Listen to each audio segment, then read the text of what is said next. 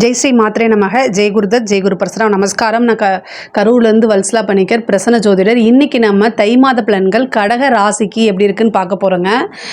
இந்த மாதம் உங்களுக்கு ஒரு நல்ல மாதம் தான். இவ்வளோ நாளாக நீங்கள் நிறைய கஷ்டப்பட்டிருப்பீங்க. அஷ்டமத்து சனினால் நிறைய கஷ்டங்கள் இருக்குது உங்களுக்கு. ரொம்ப ரொம்ப ரொம்ப சொல்ல முடியாத அளவுக்கு துயரங்கள் இருந்திருக்கும். பட் ஆனாலும் இந்த மாதம் உங்களுக்கு ஒரு நல்ல மாதம் தான்.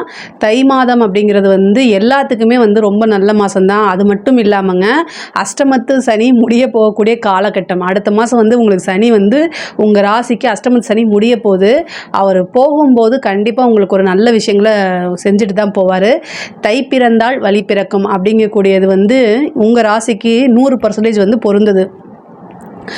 2 குடைய சூரியன் 7ஆம் இடத்துல இருக்கார். இவ்வளோ நாளாக பொருளாதார ரீதியாக எவ்வளோ நெருக்கடிகள் இருந்துச்சோ அத்தனை நெருக்கடிக்குமே உங்களுக்கு இந்த மாதம் நிவர்த்தி தான்.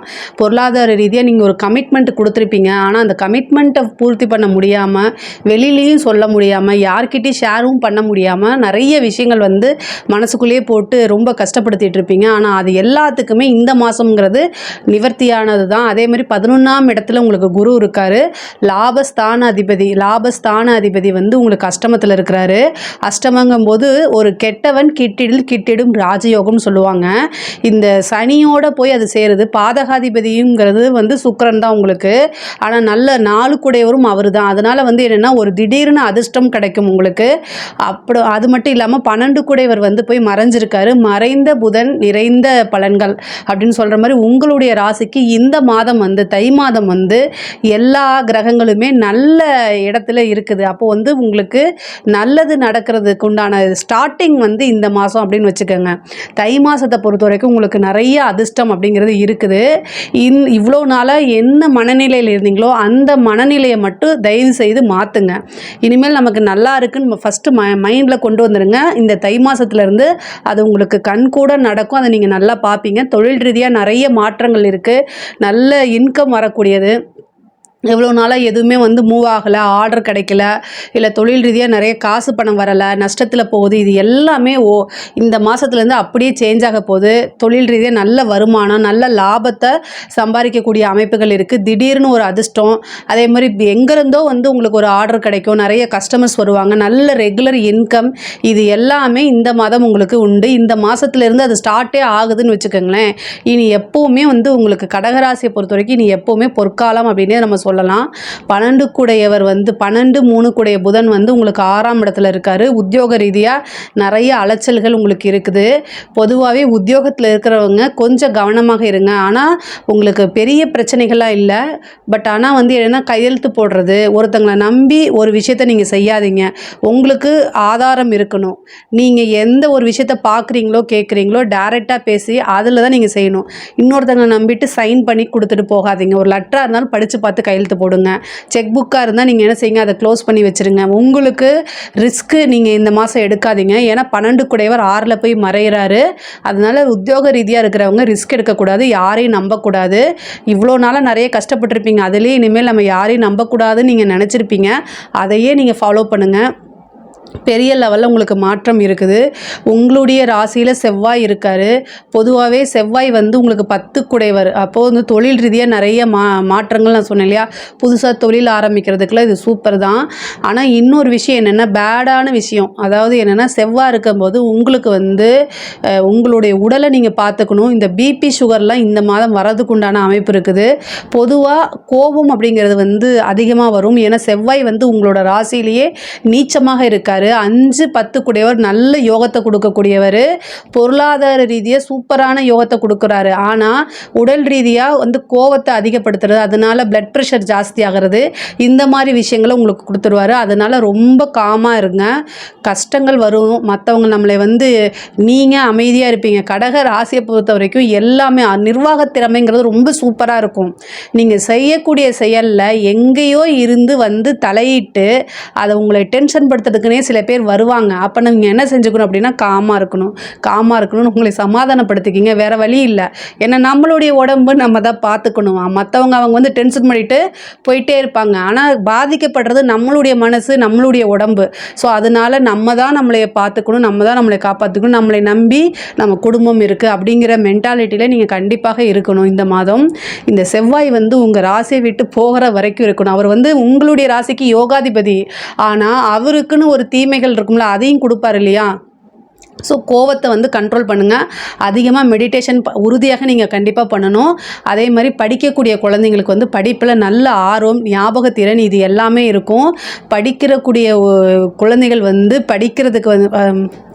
படிக்கக்கூடிய குழந்தைகள் வந்து படிப்பில் வந்து நல்ல ஆர்வம், அதே மாதிரி ஞாபகத்திறன், நல்ல மதிப்பெண்கள் எடுக்கக்கூடிய அமைப்புகள் இந்த மாதம் உங்களுக்கு இருக்குது. ஹயக்ரீவர் வழிபாடு, சரஸ்வதி வழிபாடு பண்ணுங்கள். அது இன்னும் உங்களுக்கு சிறப்பான பலன்களை கொடுக்கும். ஒரு சிலர் வந்து உயர்கல்வி படிக்கிறவங்க வந்து நல்ல பிளேஸ்மெண்ட் போகிறதுக்கு உண்டான வாய்ப்புகள் இருக்குது. உத்தியோகத்தில் இருக்கவங்களுக்கு ஒரு திடீர்னு ஒரு ப்ரொமோஷன் கிடைக்கிறதுக்கு வாய்ப்பு இருக்குது. கலைத்துறை சம்மந்தப்பட்டவங்க ரொம்ப கவனமாக இருக்கக்கூடிய மாதம் இது. இதுலேயே வந்து எல்லாத்தையுமே நீங்கள் பண்ணாதீங்க. நெகட்டிவ் இம்ப்ரெஷன் அப்படிங்கிறது உங்களுக்கு இந்த மாதம் வரத்துக்கு வாய்ப்பு இருக்குது. பொதுவாகவே கலைத்துறை சம்மந்தப்பட்டவங்க ரொம்ப ஜாக்கிரதையாக இந்த மாதம் நீங்கள் இருக்கணும். கவனமாக இருங்க. அரசாங்கத்தில் இருக்கவங்களுக்கு ரொம்ப அருமையான வாய்ப்பு. சனியுடைய தன்மைங்கிறது வந்து போக போகுது. அதனால் ஒரு பெரிய ப்ரொமோஷனோ திடீர்னு அதிர்ஷ்டத்தையே கொடுக்க போகுது. அது வந்து உங்கள் வாழ்நாள் ஃபுல்லாக வந்து ஒரு பெரிய நன்மையாக உங்களுக்கு இருக்கும். உயர் அதிகாரிகளுடைய பாராட்டு, பெரிய பெரிய அவார்ட் வாங்குறது, இந்த மாதிரி விஷயங்கள்லாம் உங்களுக்கு நடக்கும். திடீர்னு வந்து பெரிய பட்டம்லாம் உங்களுக்கு கிடச்சிரும். நீங்கள் எதிர்பார்த்துருக்கே மாட்டீங்க அந்த மாதிரி. அதே மாதிரி அங்கீகாரம் அப்படிங்கிறது பெரிய லெவலில் கிடைக்கும். இந்த மாதிரி ஆஃபீஸர் இருந்தார் அப்படின்னு சொல்லி பெரிய லெவலில் உங்களை கௌரவிப்பாங்க. பொதுவாகவே நம்ம செய்யக்கூடிய செயலுக்கு வந்து பணம் கிடைக்குது, நம்ம உத்தியோகத்தில் பணம் கிடைக்குது. ஆனாலும் ஒரு மற்றவங்கனால ஒரு ரெகக்னைஸ் அப்படிங்கிறது வந்து ஒரு பெரிய விஷயம் இல்லையா? அது வந்து இந்த மாதம் உங்களுக்கு கிடைக்கும். அரசாங்கத்தில் அதாவது அரசியல்வாதிகளுக்கு வந்து இது ரொம்ப ரொம்ப சூப்பரான மாதம். பொதுமக்களுடைய சப்போர்ட் கிடைக்கும். கட்சி தலைமையிடத்திலிருந்து உங்களுக்கு நல்ல ஆதரவுகள் கிடைக்கும். நீங்கள் விரும்பக்கூடிய ஒரு பதவி தானாக தேடி வரதுக்குண்டான அமைப்புகள் இருக்குது. குருபலமும் உங்களுக்கு இருக்குது. கடகராசிக்கு வந்து குருபலமும் இருக்குது. குரு வந்து 5ஆம் இடத்தை பார்க்குறாரு. அதுவும் ஒரு நல்ல பலமான இடம். அது மட்டும் இல்லாமல் 5, 10 செவ்வாயும் உங்களுடைய ராசியிலே இருக்கனால, நல்ல பலமான பொசிஷனில் இருக்கனால அரசியல்வாதிகளுக்குலாம் இது ஒரு நல்ல அதிர்ஷ்டகரமான மாதம். இந்த மாதத்தை கரெக்டாக யூஸ் பண்ணிக்கோங்க. உங்களுடைய ராசிக்கு நேர் 7ல் என்ன இருக்காருன்னா சூரியன் இருக்கார். சூரியன் வந்து அரசாங்கத்தை குறிக்கக்கூடிய இது. அதனால் உங்களோட தலைமையிடம் நீங்கள் பெரிய லெவலில் இருக்கிறதுக்கு உண்டான அமைப்பெல்லாம் வந்து பெரிய லெவலில் உங்களுக்கு வரப்போது. கரெக்டாக யூஸ் பண்ணிக்கோங்க. கடக ராசியில் இருக்கக்கூடிய பெண்கள் ரொம்ப ரொம்ப நல்லா இருக்குது பொருளாதார ரீதியாக. அதே நேரத்தில் குடும்ப ரீதியாக ரொம்ப அனுசரணையாக போகணும். சண்டை சச்சரவுகள் வரதுக்கு உண்டான அமைப்புகள் இருக்குது. ஆனால் வந்து உங்களுக்கு வந்து புதுசாக தொழில் செய்கிறது, நீங்கள் வீட்டில் இருந்துகிட்டே பண்ணுறது, ஆன்லைனு, இந்த மாதிரி விஷயங்களுக்கெல்லாம் சூப்பர். ஒரு சிலருக்கு வண்டி வாகனங்கள் பிராப்தம் இருக்குது. வீடு கட்டக்கூடிய அமைப்பு, வீடு வாங்கக்கூடிய அமைப்புகள்லாம் இந்த மாதம் இருக்குது. அதே மாதிரி கல்யாணத்துக்கு உண்டான இவ்வளோ நாளாக வந்து திருமணத்தில் ஏதாவது தடை இருந்துச்சு அப்படின்னா இந்த மாதம் அந்த தடையெல்லாம் நீக்கி திருமணம் வந்து உங்களுக்கு கைகூடி வரதுக்கு உண்டான அமைப்பு இருக்குது. ஒரு சிலருக்கு திடீர்னு திருமணம் ஆகிறதுக்கு உண்டான வாய்ப்பு இருக்குது. அதே மாதிரி ஒரு சிலருக்கு வந்து காதல் சம்மந்தப்பட்ட இது இருக்குது. ஏன்னா உங்களுக்கு வந்து 5 செவ்வாய் உங்களோட ராசியில் நீச்சமாக இருக்கார். அந்த நீச்சமான செவ்வாய் வந்து 8ஆம் பார்வை என்ன செய்கிறாரு அப்படின்னா உங்களுக்கு வந்து 7ஆம் அதிபதியான சனியை பார்க்குறாரு. அப்போ என்னென்னா காதல் சம்மந்தப்பட்டது, திடீர்னு ரிஜிஸ்டர் மேரேஜு, வீட்டை விட்டு வெளியில் போகிறது, இந்த மாதிரி அமைப்புகளை கொடுக்கும். பட் ஆனால் என்னென்னா எதுவுமே பேரண்ட்ஸ் கிட்ட சொல்லி ஆசீர்வாதம் அவங்களுடைய அனுமதியோடு கல்யாணம் பண்ணிக்கிட்டீங்க அப்படின்னா உங்களுடைய வாழ்க்கையில் எல்லாமே நன்மையாக தான் முடியும். பொதுவாகவே இந்த மாதம் வந்து என்னென்னா உங்களுக்கு சுப நிகழ்வுகள் அப்படிங்கிறது நிறைய இருக்குது. இது எல்லாமே வந்து கடகராசியை பொறுத்த வரைக்கும் ரொம்ப ரொம்ப அருமையாக தான் இருக்குது. இதில் ஏதாவது சந்தேகங்கள் இருக்குது அப்படின்னா கமெண்ட்ஸில் கேளுங்க, நான் கண்டிப்பாக ஆன்சர் பண்ணுறேன். நம்மளுடைய சேனலை லைக் பண்ணுங்கள், ஷேர் பண்ணுங்கள், சப்ஸ்கிரைப் பண்ணுங்கள். நன்றி, வணக்கம்.